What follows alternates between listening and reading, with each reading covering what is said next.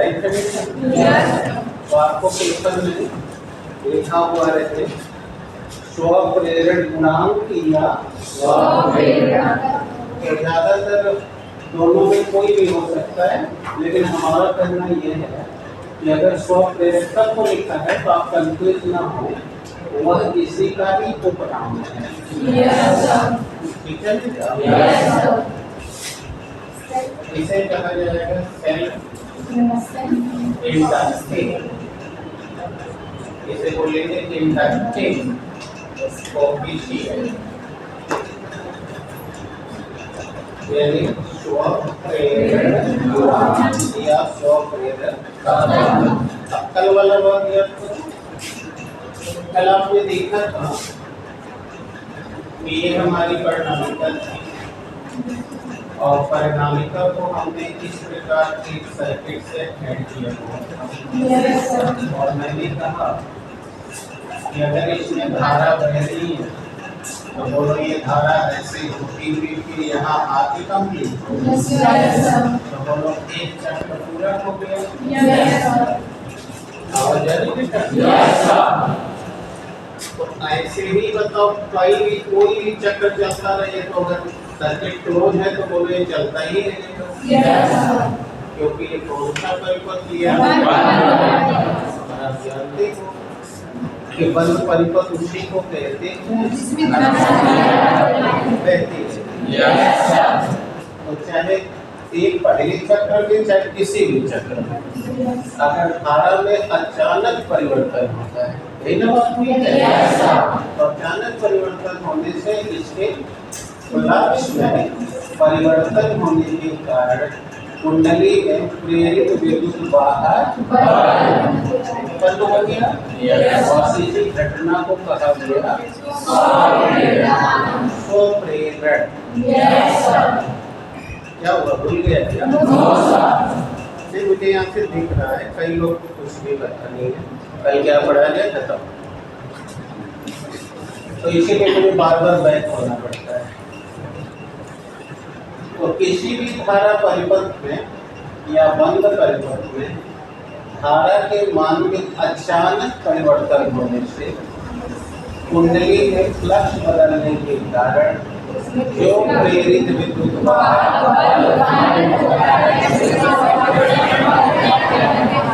तो आपने पढ़ा कि इस प्रेरित विद्युत वाहन पैदा होने से दो काम होगा। इस पर कल मैंने आपको 4 कारण समझाया। सबको क्लियर होगा? कितने लोग को क्लियर है? तो आज हमें स्वप्रेरण गुणांक स्थापित करना है।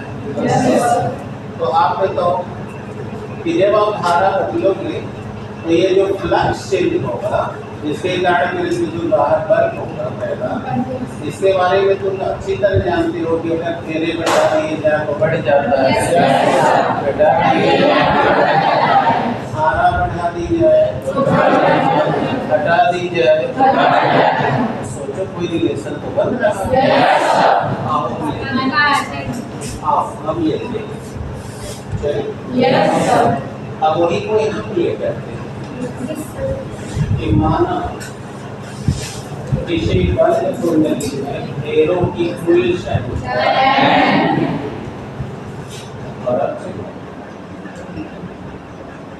ये रहा हमारा सर्किट कुंडली और ये देखो कनेक्टर। तो जैसे ही हमने कुंडली ऑन कर दी, बोलो धारा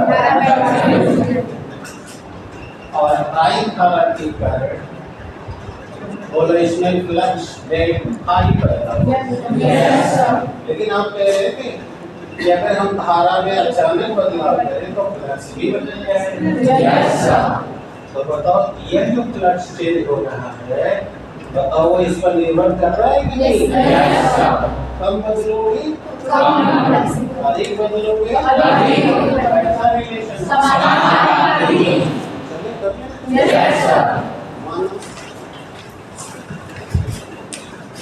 किसी बंद कुंडली में फेरों की संख्या n है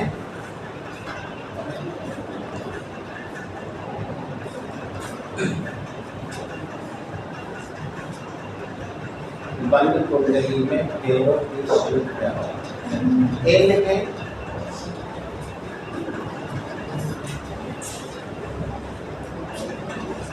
जिसकी किसी भी धारा चक्र में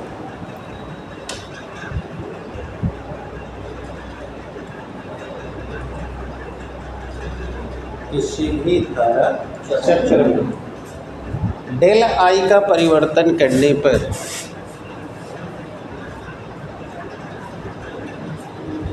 यहाँ देख सकते हो यहाँ किया है ना, डेल आई का परिवर्तन करने फ्लक्स में होने वाला परिवर्तन डेल फाई है।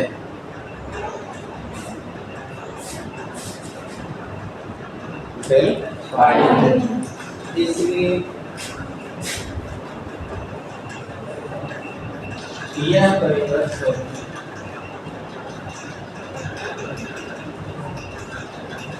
धारा पर निम्न प्रकार से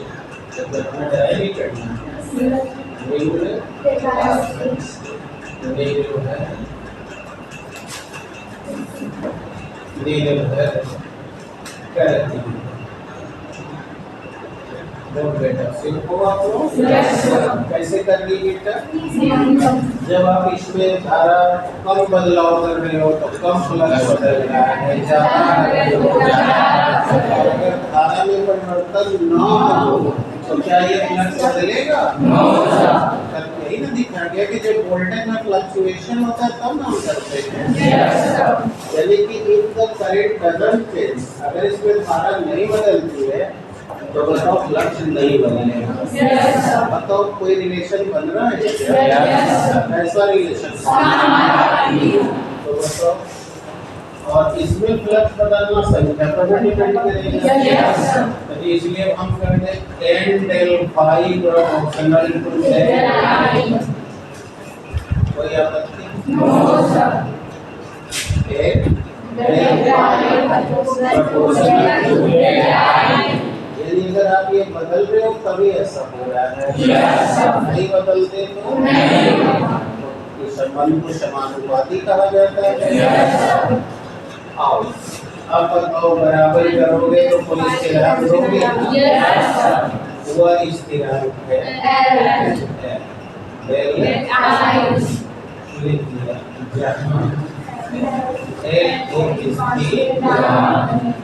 और इसी स्थिरांक का नाम है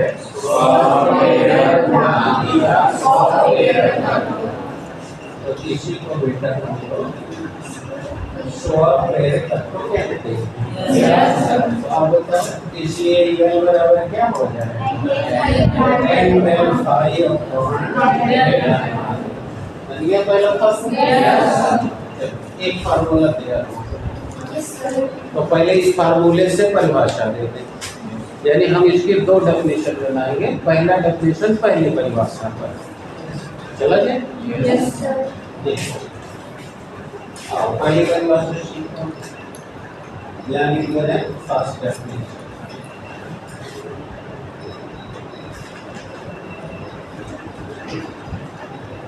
चलो बताओ, जो बट्टा के नीचे होता है उसे इकाई पढ़ते हो? यदि धारा के मान में होने वाला परिवर्तन इकाई एम्पीयर, बोलो उठा के आप फोकस कर दें तो L n del phi हो जाए। अब तुम देखो तो तुम्हें परिभाषा मिल चुकी है। देखो कैसे सीखो, किसी भी बंद परिपथ में धारा के मान में इकाई एम्पीयर परिवर्तन करने पर फ्लक्स में जितने का परिवर्तन होता है वही उस कुंडली का अब ध्यान देना, एग्जामिनर ट्रेस कर सकता उसी कुंडली का क्यों? क्योंकि आप कहोगे सर तो हर कुंडली में फेरे एक जैसे होंगे, ये निश्चित नहीं है, और धारा या फ्लक्स फेरे पर भी डिपेंड कर रही है। तो इसीलिए हम कह रहे हैं पुष कुंडली का मतलब उस कुंडली में जितना फेरा है उस वाले का ही रहेगा। फेरे इंक्रीज कर तो बढ़ जाएगा, फेरा तो आप एक एक शब्द पर ध्यान दीजिएगा क्योंकि फिजिक्स या साइंस पॉइंट से समझी जाती है बेटा, इतिहास की तरह नहीं पढ़ी जाती है। तो आप वैसे बात समझो। तो what I have told here, मैंने कहा कि अब देखो मैंने क्या कहा, जो तुम्हें पढ़ाया वही कहा, और इसका नाम हमने बंद कुंडली रखा है। मैंने कहा किसी भी बंद कुंडली में बोला या नहीं बोला? ध्यान से सुनना, इसको आगे तोड़ना। किसी भी बंद कुंडली धारा के मान में जल, जितना लिखा है धारा के मान में जल यदि मान एक होता है, यदि इकाई एम्पीयर का परिवर्तन, डेल माने परिवर्तन, सब लिखा है बेटा, यार बात कुछ नहीं करना होता है, बस दिमाग से समझना होता है। तो देखो यहाँ से कह रहा हूँ किसी भी बंद कुंडली में, जहाँ मेरा हाथ है वही बोलना, किसी भी बंद कुंडली में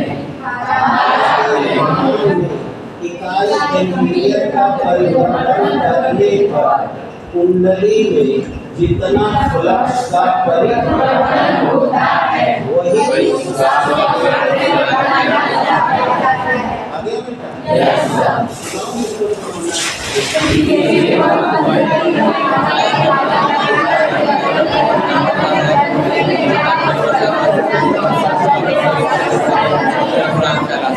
तो एक डेफिनेशन बन गई।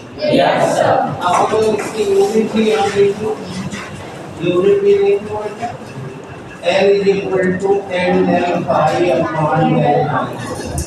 बताओ संख्या की कोई इकाई, फ्लक्स की इकाई पढ़ेंगे वो वेबर, करंट की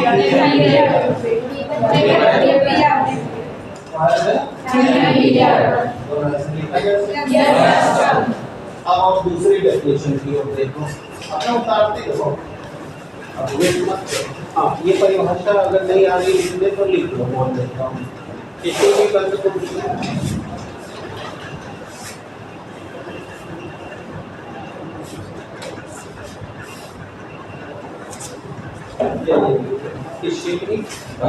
बंद कुंडली को इकाई एम्पीयर के धारा में, इकाई एम्पीयर धारा में परिवर्तन करने पर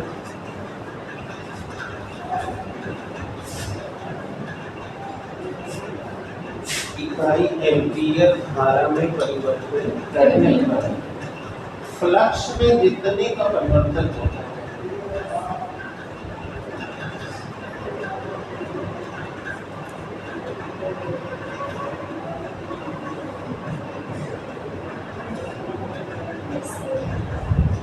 फ्लक्स में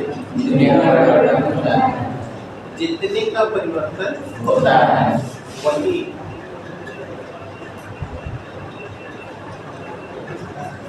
उस कुंडली का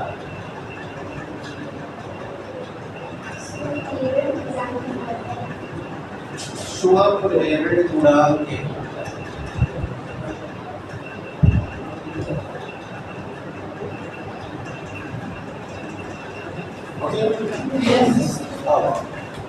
अब हम इसमें से दूसरी डेफिनेशन बनाते हैं।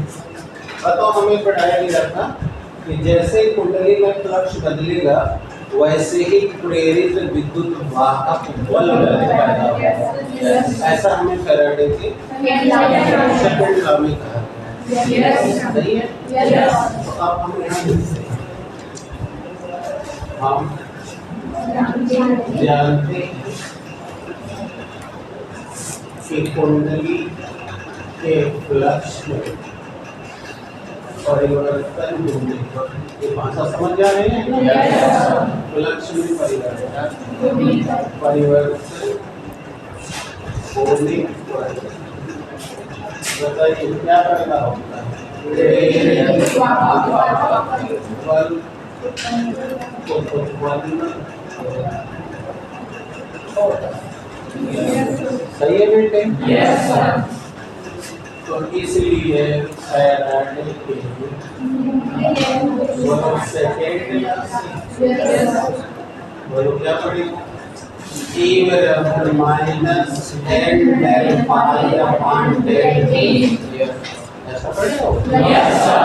अब पढ़े हो तो देखो यार n del पाई का वैल्यू यहाँ पर जरूरत है। यस। तो बताओ क्या मैं इसे E del p बराबर n del पाई लिख सकता हूँ? Yes sir. जो ध्यान से देखते रहो, लिखते भी रहो, बोलते रहो। बताओ यहाँ पहले पूरा कर लिया। तो माइनस यानी ना करेंगे तो बाहर नेगेटिव होता है, इसलिए यहाँ माइनस नहीं छोड़ सकते, इधर कर लिया। तो e del t बराबर n del phi। अब n del phi को यहाँ रिप्लेस कर दे तो दूसरा इक्वेशन मिलेगा। तो खाते हैं समीकरण एक में मान रखो L इज इक्वल टू, बोलो इसके जगह हमें क्या लिखने को कहा है? माइनस e दोनों देना। बताओ दूसरा फॉर्मूला प्राप्त हो गया? Yes sir. अब तुम्हें कैसे पता चलेगा सवाल में कौन लगाना चाहिए? अगर फ्लक्स परिवर्तन हुआ है तो पहले के साथ जाओ, और अगर प्रेरित विद्युत बाहर पैदा हुआ है तो दूसरे वाले से निकलेगा। Yes sir. समझ आ गई? Yes sir. अब और इसकी डेफिनेशन बनाते हैं। देखो डेफिनेशन क्या लिख दिया? डेफिनेशन क्या लिख दिए? परिभाषा। ध्यान से सीख। बताओ बोलो हमें पता है कि L is equal to minus. अब बताओ क्या मैं इसे E upon del I by del D नहीं लिख सकता? लिख सकता हूँ। समझ गए होंगे। ऐसा अगर लिख दूं तो ये हो गई धारा परिवर्तन की दर। हो गई कि नहीं? दोनों हो गए बताते हैं मान लो खरीदा नहीं, यही सब सीखना है। तो बोलो यहाँ लिखते हैं यदि धारा परिवर्तन की दर इकाई और इस रफ्तार से करंट चेंज हो रहा है, तो आप ही बताओ L बराबर माइनस। बोलो L मानेंगे क्या? E मानेंगे आप? इसके बराबर कब हुआ? जब ऐसा हुआ। अब यहाँ उठा के ले आओ। किसी भी बंद कुंडली में यदि धारा परिवर्तन की दर प्रति सेकंड हो तो कुंडली में जितना प्रेरित विद्युत हाथ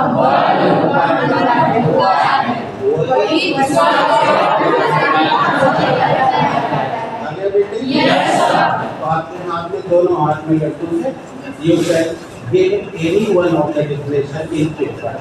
और as far as the numerical is concerned, तो वहाँ पर आप समझ गए फ्लक्स दिया है पहले के साथ जाओ, प्रेरित विद्युत बाहर बल दिया है दूसरे के साथ जाओ, तभी मिलेगा।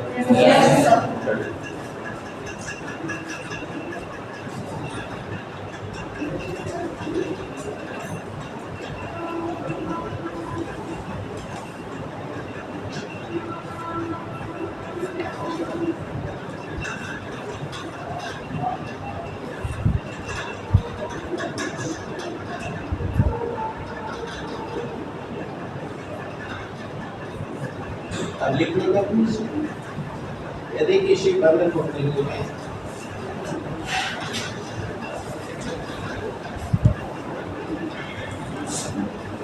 धारा परिवर्तन की दर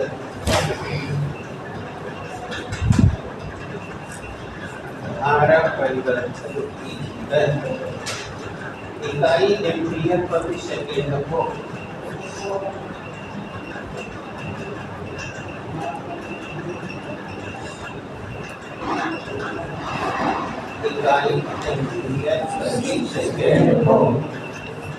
तो कुंडली में उत्पन्न होने वाला प्रेरित विद्युत वाहक बल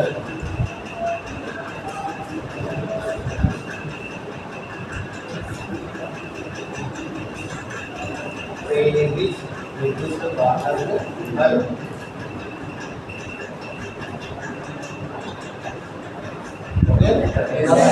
उसी कुंडली का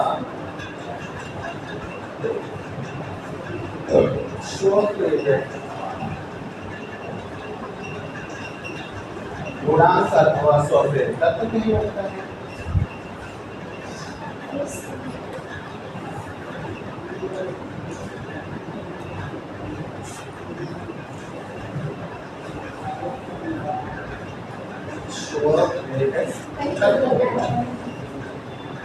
That is called the self-inductive formation। आपको डाउट है? अब थोड़े इकाई में कुछ बात करनी है, वो कर लेते हैं। देखो अगर हम इसकी यूनिट निकालें तो देख सकते हो L बराबर E अपॉन Li। अब चंद्र सीखना क्योंकि ये कुछ मतलब वाली बात। आप जानते हो कि विद्युत वाहक बल की इकाई वोल्ट होती है।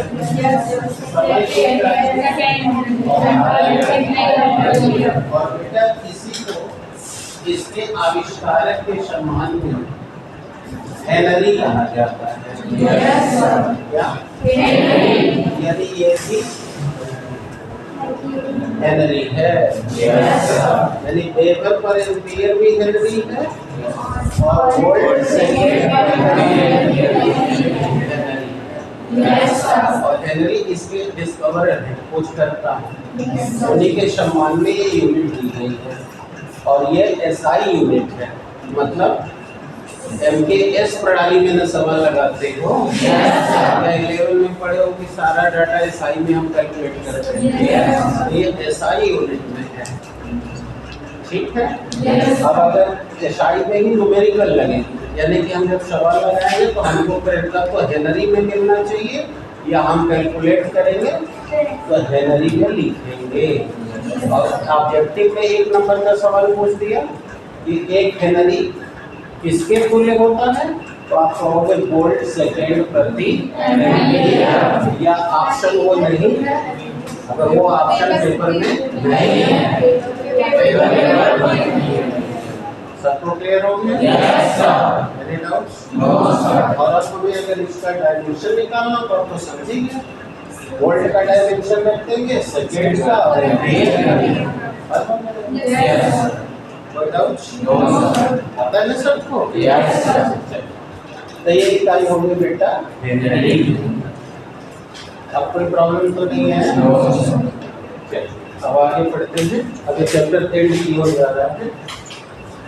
तो अभी हम पढ़ रहे थे स्वप्रेरक और स्वप्रेरण गुणांक। और स्वप्रेरण पर कल हमने 4 घटनाओं का उल्लेख कर दिया। उसी में से कोई एक कारण नहीं तो बाई और पूछना ही पूछना। अब हम लोग बात करेंगे म्यूचुअल इंडक्शन की। ये अंतिम पॉइंट है इस चैप्टर।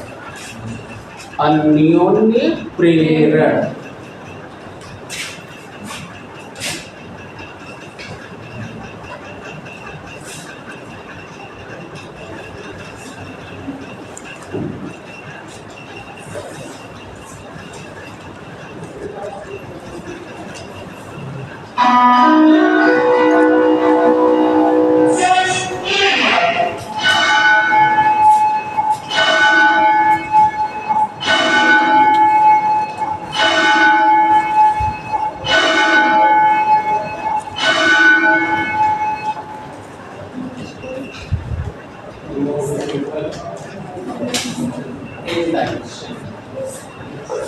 सुनाई दे रहा है?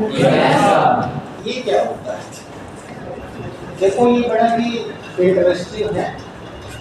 जैसे कल मैं तुम्हें स्वप्रेरण की घटना क्रिकेट खिलाड़ियों से समझाया होता कि कैसे वो अपने आप को सेल्फ मोटिवेट करते हैं। वैसे मैंने यहाँ के लिए भी बोला कि बच्चे आप क्लास में हो, कोई आपको क्या बोलता है क्या नहीं बोलता है, उसका सौभाग्य मानो अपना, उसका दुर्भाग्य मत मानो, सौभाग्य मानो कि ऐसे लोग तुम्हारे इर्द गिर्द हैं। तो वो तुम्हें मजबूत बनाने के लिए।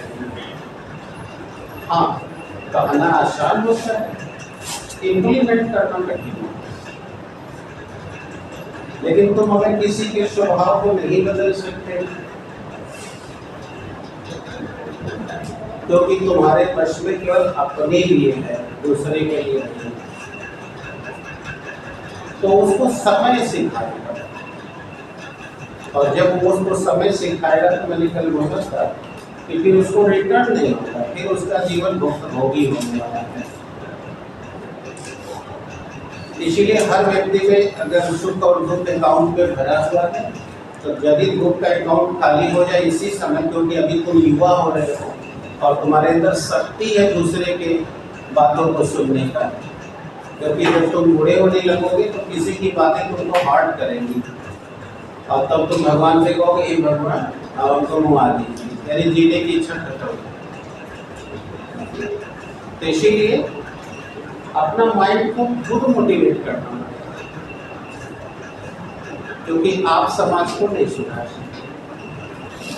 हर के माता पिता अलग है, सबका जीन्स अलग है, सबका जेनोटाइप अलग है, फेनोटाइप अलग है, अलग अलग संस्कृति के हैं, तो ये चीजें बदल रही।